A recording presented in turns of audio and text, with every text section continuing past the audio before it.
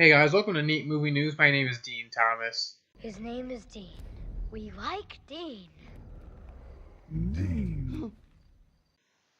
And in theaters this weekend is the third movie in the Robert Langdon, or otherwise known as the Da Vinci Code series, Inferno.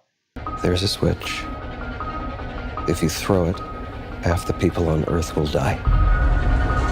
But if you don't, in 100 years, the human race will be extinct. You are humanity's final hope. Now, a lot of people do not even like the first two movies in this series or this franchise, but for me, both the Da Vinci Code and Angels and Demons are two movies that I absolutely love. Like, I'm sure if you guys have listened to any number of my videos, I've talked about how many that a mystery movie is something that I just love, something where you're really trying to put the pieces together and you're trying to figure out what exactly is going on. That's what the first two movies did so brilliantly. And being that I am Catholic, there's a lot of things in there that I think spoke to me more, even though both movies kind of go against my own beliefs, but obviously it's a fictional movie, and regardless of that, I find them extremely entertaining.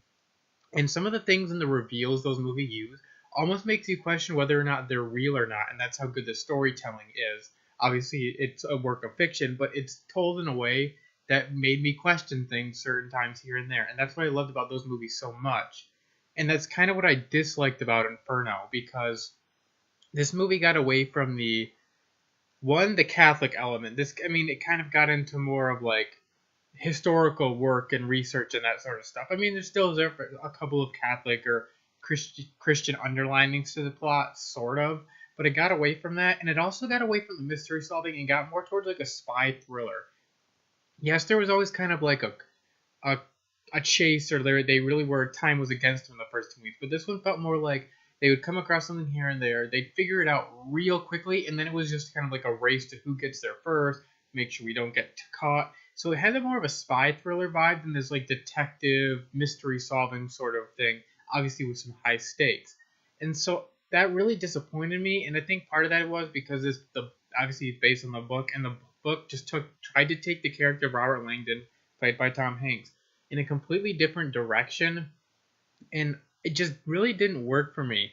And then, to me, they also kind of wasted Ben Foster in this, because I think obviously the guy, not obviously, but I think if you saw Hell or High Water, there's a good chance he gets nominated for an Oscar this year. And then in this role, he's really just a throwaway, which was disappointing because even in the first two movies, Ian McKellen in The Da Vinci Code and Ewan McGregor in Angels and Demons were both used very well as the kind of the main supporting kind of oppositional character. But Ben Foster really was just kind of thrown away, and that was very disappointing, especially because he is such a good actor. Professor Langdon, we need your help. 3 days ago, a man killed himself. We think it was part of something much bigger. There was a package in his pocket. And what was it? It's Dante's Inferno. Dante defined our modern conception of hell 700 years ago. And then there's a twist in this movie. There's a moment where they try to, like catch you off guard and flip things all around on you. And it really didn't work for me. It felt kind of cheap. I don't know. I didn't like it. Personally, just for me, I just did not like the twist and where it went and why and how it changed the story. Now, I still think the movie's serviceable. There is still some very good, some mystery solving here and there. You still feel like you're learning a little bit, but you don't feel like you're learning as much as the first two movies did, in my opinion. So this movie felt like a major step backwards, and it feels like maybe this series should probably just kind of die out now. I'll always have the first two movies to look at, but this is definitely not a movie in the series that I'm going to go and buy, because it really didn't live up to what I was hoping it would be. And that really stinks for me, because I really like this series so much, and I love Tom Hanks in the role, because the acting in this movie is not a problem at all. There's some great performances. It's great to see Felicity Jones in really her third movie this year, because we're going to be seeing her in Rogue One. She's the lead in that, and she's also a very big part in The Monster Calls later this year, which I cannot wait to see that movie.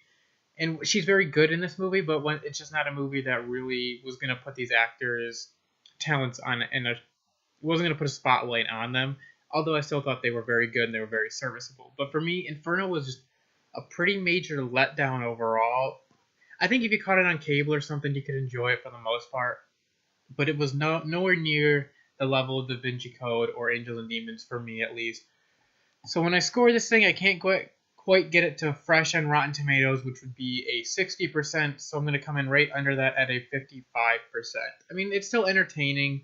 There's still some good action here and there, and the action is good. But to me, this series of movies isn't about the action. It's about the mystery solving and kind of the Catholic underlinings and trying to put all these clues from the past together. And this movie really kind of failed at that for me. It got away from doing that. It became more of this like spy chase movie. And I didn't love that. But I still think it would be serviceable if you caught it on TV or something. So I would say maybe don't run out and to see this one in theaters. Wait till you catch it on TNT or something in a couple years. It's really not worth seeing in the theater, to be honest with you. And another disappointing part is I love the Hans Zimmer scores for both first two movies. They're so epic and grand in scale. And this one was really toned down. You really don't even notice the music. At one point, it almost sounded like a Tron score. It was very weird until the end credits rolled. Then they kind of brought back that Angels and Demons. Actually, it might have been the Da Vinci Code score, which is great. But you had to use it during the credits. You couldn't use it during the rest of the movie. So once again, that was another disappointment for me. So for me, Inferno's a 55%. Well, there you guys have it. That is my review of the third movie in the Robert Langdon series, Inferno. Maybe you'll enjoy it more than I did, and maybe you didn't even love the first two movies as much as I did. But there's my review. Thank you guys so much for listening. Make sure you're following me on Twitter at Neat Movie News for all the latest New World of movies. Thanks so much for listening, guys, and we'll see you back here next time.